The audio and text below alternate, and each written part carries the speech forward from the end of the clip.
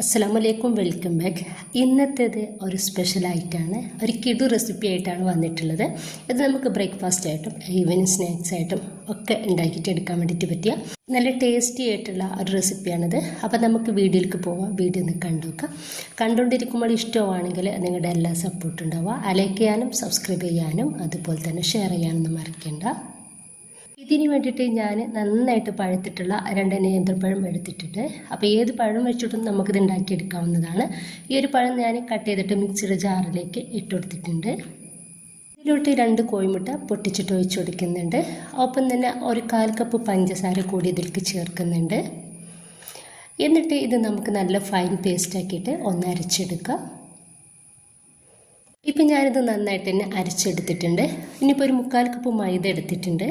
ഈ ഒരു മൈദയിൽ നിന്ന് കുറേശ്ശെ മൈദ നമുക്ക് ഈ ഒരു മിക്സിയിലേക്ക് ഇട്ടിട്ട് ഒന്ന് അടിച്ചെടുക്കുക. 2 ടേബിൾ സ്പൂൺ ഇട്ടിട്ടാണ് ഞാൻ അടിച്ചെടുക്കുന്നത്. ഒന്നിച്ചാണെന്നുണ്ടെങ്കിൽ അങ്ങനെ ഇട്ട് കൊടുക്കാവുന്നതാണ്. ഇനിയിപ്പോൾ ഞാനിതാ മുഴുവനായിട്ട് ഒന്ന് അടിച്ചെടുക്കുന്നുണ്ട്.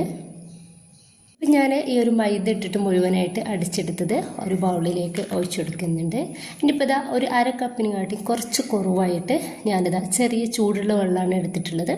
അതൊന്ന് ഇതിലേക്ക് ഒഴിച്ചെടുത്തിട്ട് നന്നായിട്ട് ഒന്ന് മിക്സാക്കി എടുക്കുന്നുണ്ട്.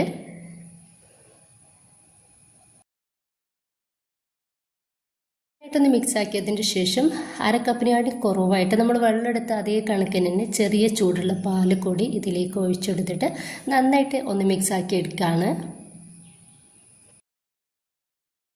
ഇതിലോട്ട് ഞാനിതാ കുറച്ച് vanilla essence, 1 teaspoon vanilla essence ഇതിലേക്ക് ചേർക്കുന്നുണ്ട്.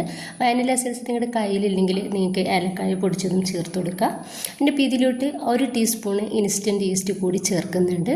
ഈസ്റ്റ് കൂടി ചേർത്തെടുത്തിട്ട് നന്നായിട്ട് ഒന്ന് മിക്സാക്കി എടുക്കുക.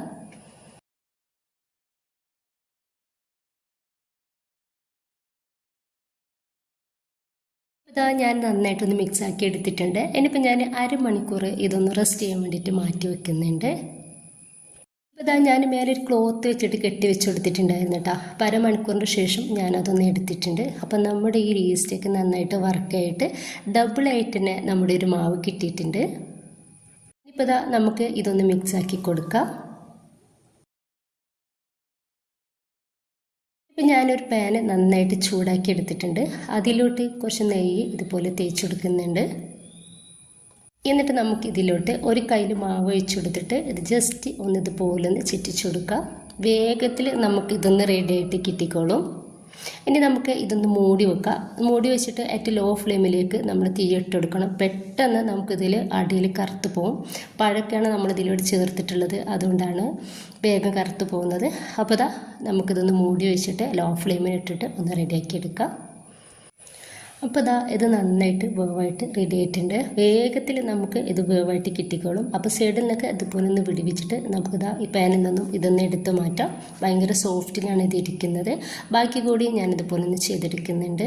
അപ്പോൾ ഞാനിതാ മുഴുവനായിട്ട് റെഡിയാക്കി എടുത്തിട്ടുണ്ട്. ഇതിലേക്ക് നമുക്ക് ക്രീമോ ചോക്ലേറ്റോ അതുപോലെ ജാമോ ഒക്കെ ഇതിൽ ചേർത്തിട്ട് നമുക്ക് കഴിക്കാവുന്നതാണ്. കുട്ടികൾക്കും ഇതുപോലെ കൊടുക്കാവുന്നതാണ്. ഭയങ്കര ടേസ്റ്റാണ്, അതുപോലെ തന്നെ നല്ല സോഫ്റ്റാണ്, സിമ്പിളാണ് നമുക്കിത് ഉണ്ടാക്കിയിട്ട് എടുക്കാൻ വേണ്ടിയിട്ട്. അപ്പോൾ എല്ലാവരും ഒന്ന് ട്രൈ ചെയ്ത് നോക്കാം. ഇഷ്ടമായിട്ടെങ്കിൽ നിങ്ങളുടെ എല്ലാ സപ്പോർട്ടും ഉണ്ടാവുക. ഇൻഷാ അല്ലാഹ്. ഓക്കെ.